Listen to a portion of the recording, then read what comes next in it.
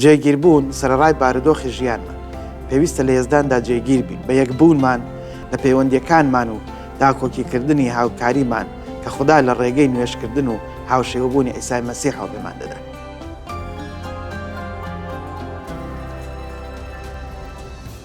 ئەم بنەمایە دەمانگەڕێنێتەوە بۆ گرنگیدان و جەختکردنی پۆلس کە لە سەرەتای ئەو نامەیەدا دیارە. پۆلس ئەم وشانەی نووسی کە ناوی لێ دەنێن جێگیربوون لە یەکبووندا. لە فلیپی 1 ئایەتی 27 دەڵێت تەنها بە شێوەیەک بژین کە شایستەی پەیمانی ئینجیلی مەسیح بێت تاکو کاتێک بێم و بتان بینم یان لەلاتان بم هەواڵتان ببیسم بزانم کە ئێوە لە یەک ڕۆحدا چەسپاون و بە یەک دڵ تێدەکۆشن لە پێناوی ئەو باوەڕەی کە لەسەر بناغەی ئینجیلە. ئەمە لە بەشی 1 تا نووسراوە. دەچینە بەشی 4 کامڕۆ دەخوێنینەوە. ئەوە دەخوێنینەوە کە پۆلس نووسیوێتی. لە هەزری پۆلس پەروەردەکردنێکی دیاریکرا و ڕوون هەیە. ناونیشانی ئەم بەشە جێگیربوونە. فلیپی 4 ئایەتی 1. بۆیە خوشکان و برایانم ئەی ئەوانەی خۆشم دەوێن و بەپەرۆشم بۆتان. ئێوە خۆشەویست و تاجی منن. خۆشەویستن بەو شێوەی کە نووسیمە و پاکبوونتان لەگەڵ مەسیحی خاوەنشکۆ بسەسپێنن.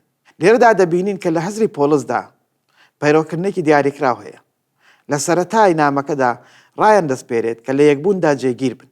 بەڵام کە دەگاتە بەشی 4 دەبینین باسی دوو ئافرەت دەکات کە پێگەیەکی تایبەتیان هەیە. یەکی هەموو پێکەوە بن. ئەم دیمەنە بەڵام بە شێوەیەکی تر لەلایەن پۆلسەوە باسی کراوە. دەردەکەوێت کە پەیوەستە بە چەسپان لەگەڵ یەکتری. ئەم پەیڕۆکردنە دیاریکراوە دەبینین کە مەبەستی پۆلس بوو. پۆلس دەیویست ئەو ئافرەتانە بەناوبانگانە جێگیر بن، هاوڕا بن و تەبابن لەگەڵ یەکتردا. دەبینین ئامۆژگاری و هۆشداریان دەداتێ. لە بەشی 4دا ئایەتی 2-3 باسی یەکبوون دەکات. دەڵێت لێتان دەپاڕێمەوە. داواتان لێ دەکەم بە پاکبوون لەگەڵ مەسیح و هاوبیر بن لەگەڵ یەکترین. بە هاوڕایی و دڵسۆزیەوە داواتان لێ دەکەم یارمەتی دەربن. چونکە هەردووکیان لە ڕاگەیاندنی پەیامی ئینجیلدا هاوکاری من بوون. لەگەڵ من تێکۆشاون. هاوکار بوون و داواتان لێ دەکەم کە ناویان بە بەرز ڕابگرن. پاشان دەڵێ ئای هاوڕێی دڵسۆزم ئێمە نازانین لەگەڵ کێ قسە دەکات. ڕەنگە باوەڕی پۆلس وا بێت کە هەمیشە پێشەوای کلیسای فیلیپی بەردەنگەکەی بووە. واتاوە کەسێک کە پێشکەشکراوەکانی بۆ پۆلس ناردەبوو. ڕەنگە هاوڕە دڵسۆزەکەی خۆی بێت کە پۆلس باسی دەکات. ڕاستپەردەیەکی تایبەتی پێدا بێت کە چۆن مەعاملە لەگەڵ ئەو دوو خانمە بکات. بەڵام ئەوان خوددایان خۆش دەوێت. لێی دەترسن. بەڵام تەبانین. نازانن چۆنی ئەو ناتەباییە جێبەجێ بکەن. تەنانەت نازانن ئەو خانمانەکێن و تەنها ناویان دەبات. هەروەها بۆچی پۆلس بە تایبەتی ڕایان دەستپێرێت. بەڵام ئەوەی ڕوبەڕووی ئەوان بۆتەوە و ناسراو بوون لە ناویاندا هەموو کلیسا دەربارەیان دەیانزانی. پۆلس بە سروشی ڕۆحی پیرۆز قسەکانی ئاراستەی ئەو دوو خانمە کردووە. ئەوان خوددایان دەناسی. هەروەها لە قسەکانیان دەردەکەوێت کە قسەی پۆلسیان قبول کردووە. ڕەنگە ئەم دوو خانمە خزمەتکاری کلیسا بوو بێتن و خزمەتی پۆلسیان کرد بێت و بۆیە پۆلس سڵاوی تایبەتی خۆی لە ڕێگای ئەوانە بە کلیسای فلیپی گەیاندووە. سڵاوی لە چاودێران و خزمەتکارانی کرد. لەوانەیە ئەو دوو خانمەش خزمەتکار بووبن. هەروەک قسەیەکی دیکەش ئاراستەی خانمێک بە ناوی فلیپی کراوە کە لە نامەکانی پۆلس بۆ خەڵکی ڕۆما هاتووە. پۆلس بەم شەوە ئەوشانە باسی دەکات کە دەڵێت بە خەڵکی ڕۆما بە بەشی 11 ئایەتی 1 و 2 سەبارەت بە فیلی خۆشکم کە خزمەتکار و کلیسای ڕاگرتووە ڕاتان دەستپێرم. هەندێک کەس پێیان وایە کە فیبی خۆی نامە نووسراوەکەی پۆلسی گەیاندۆتە خەڵکی ڕۆما بە خۆی هەڵگری نامەکە بووە. بابی خوێنینەوە. بە ناوی ئیسای خاوەنشکۆ پێشوازی لێ بکەن بە پێشوازیە کە شایانی خوشک و برای پیرۆز بێت. لە هەر شتێک پێویستی پێتان بوو یارمەتی بدەن چونکە یارمەتی زۆر کەسی داوە بە منیشەوە. ئەمەش تا ڕادەیەک هەمان قسەیە کە پۆلس دەربارەی ئافریپۆس و برادرەکانی تری لە کلیسای فلیپی دەکات. پۆلس بانکشتیان دەکات بۆ یەکبوون لە یەزداندا. ئەوە یەکەم پەیڕەوکردنی یەکبوون بوو کە پۆلس لە سەرەتای نامەکەی بانکشتی بۆ دەکرد. جێگیربوون لە یەکبووندا. بەڵام پۆلس لە ئاراستەیەکی دیکەی هەیە سەبارەت بە جێگیربوون. ئەوەش جێگیربوونە لە نوێشکردندا. بابزانین لێرەدا پۆلس چی کوتووە؟ وتێتی پەیڕەوی ئەو باوەڕدارانە بن، ئەو باوەڕدارانی کە جێگیرن و پەیوەستن بە هاوکاری لە سروشتە. هەروەها ئەوانەی کە لە نوێشکردندا بەردەوامن. هێزی نوێشکردن لەو پەڕی گرنگیدایە. بە تایبەت لە کردداری چارەسەری کێشەکان وەکو نایەک بوون. ئەوە پێویستی بە نوێشکردنە.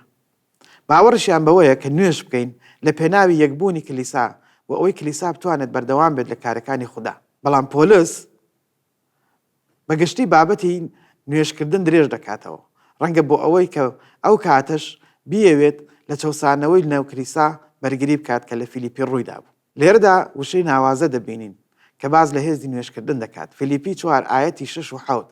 نیگەران مەبن، بەڵکو با لە هەموو شتێکدا داواکاریتان بە نوێژ و بە پاڕانەوە و سپاسگوزاریەوە لە لای خوددا زانراو بێت. لای خودداش بەو پەڕیبەرزیەوە لە هەموو تێگەیشتنێک دڵ و بیرتان و یەکبوونتان لەگەڵ عیسای مەسیح بپارێزن. ئەمەش دەمانگەڕێنێتەوە بۆ ئەو وشانە کە پۆلس بۆ کلیسای ئەفەسۆس نووسی بووی. لە کۆتایی نامەکەدا لە بەشی 6 کاتێک بانکێشتی کردن کە لە گەڕانەوەیدا جێگیر بن و چەکی تەواوی خوددا هەڵبگرن کە لە کۆتایی ئەو چاکە باسی نوێشکردن دەکات. هێزی نوێشکردن لە ئەو پەڕی گرنگیدایە بۆ ئەوەی کەسانەی کە باوەڕداری مەسیحن و دەبێت لە مەسیحدا جێگیر بن. بەڵام پۆلس خاڵێکی سێهەمیشی هەیە. باس جەخت لەسەرەوە دەکاتەوە کە لێرەدا باسی دەکەین سیفەتەکانی خوداناسیە. پۆلیس دەیویست باوەڕداران بسەلمێنن کە شوێنکەوتووی نمونەی خۆی بن لە ئەنجامدانی سیفەتەکانی خوداناسی. پۆلس نمونەی هەموو سیفەت و ڕاستپاردەکان بوو کە خۆی بانکێشتی خەڵکی دەکرد کە شوێنی بکەون. نمونەی پۆلس لە پێشماندایە. فیلیپی 4 ئاەتی 8 و 9. لە کۆتاییدا خوشکان و برایان بیر لە هەموو ئەو شتانە بکەنەوە کە ڕاست و ڕێزدارن، دادپەروەر و پاکن، خۆشەویست و ناوبانگ باشن، ڕەوشت بەرز و شایانی ستایشن، چی لە مندا فێر بوون وەرتان گرت و بیستان و بینیتان ئەوە جێبەجێ بکەن، خدای گەورەش لەگەڵتان دەبێت. ئەمانە دەمانگەڕێنێتەوە بۆ ئەوە کە پۆلس و خەڵکی کۆرنسۆس نووسی بووی لە یەکەم نامەکەی لە بەشی 11 لە ئاەتی 1دا تەحەدایەکی گەورەیە بۆ هەر یەک لە ئێمە لاسایی من بکەنەوە هەر وەک چۆن منیش لاسایی مەسیح دەکەمەوە. پێویستمان بەوەیە کە هەر کەسێک بتوانێت ئەم قسەیە بکات دەربارەی ژیانی خۆی کە داوا لە دەوروبەریەکانی بکات، سرشتی خۆیان بگۆڕن و لەسەر ئەوە بە شێوەیەکی دیاریکراو ئامادە بن. با سەرنجی ئەم وشانە بدەین: ڕاست، ڕێزدار، دادپەروەر، پاک، خۆشەویست، ناوبانگ باش، ڕەوشت بەرز، شایانی ستایش. هەموو ئەمانە ناوازن. پاژەوەی داوا لە دەوروبەریمان دەکەین کە بۆ سیفەتانەوە بژین، پێویستە خۆمانیش پابند بین بەوەی کە پۆلس ڕای سپاردوین بە ئەو پەڕۆ ئەنجامی بدەین کە فێری خەڵکی بکەین. پرسیاری تێڕامان و پەیڕاوکردن لێرەدا ئەمەیە: کام لەم سێ ڕاستپاردەیە لای تۆ سەختترە یاخود گەورەترین تەحەدایە بۆت؟ ڕەنگە هەر یەکێک خاڵێکی جیاواز بڵێت، بەڵام ڕەنگە نوێشکردن سەختترین تەحەدا بێت لە لای زۆر خەڵک. زۆر جار نوێشکردن سەرەتایەکانی ژیانمان نابێت کە هەموو ڕۆژێکمان بە نوێشکردن دەست پێ بکەین. نوێش بکەین لە پێناوی زۆرە هاشت، نەک لە پێناوی پێداویستی گرنگەکانمان. نوێشکردن ئاسانە پشتگوێ بخرێت. ئاسانە بۆ ئەو خەڵکە ڕێنمایەکان بخەنە پشتگوێیان و بە خێراییەوە دەجوڵێن تا دنیا بەدەستەوە بگرن. جا نوێژ ناکەین ئەگەر بە قەیرانێکدا تێنەپەڕین. ئەو کات ڕادەکەینە لای خوددا و پێی دەڵێن: خوددایە من پێویستم بە یارمەتی تۆیە. بەڵام ئەوەی ڕاستە ئێمە پێویستمان بەوەیە کە پێشەوەی تووشی قەیرانێک بین نوێش بکەین. پێویستمان بەوەیە بەڕێکی نوێشکردن فێر ببین.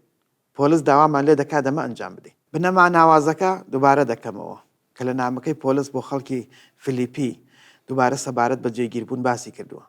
سەرەڕای بارودۆخی ژیانمان پێویستە لە هێزداندا جێگیر بن، بە یەکبوونمان لە پەیوەندیەکانمان و داواکردنی هاوکاری خوددا لە ڕێگەی نوێژەکانەوە و هاوشێوەبوونمان لە عیسای مەسیحدا.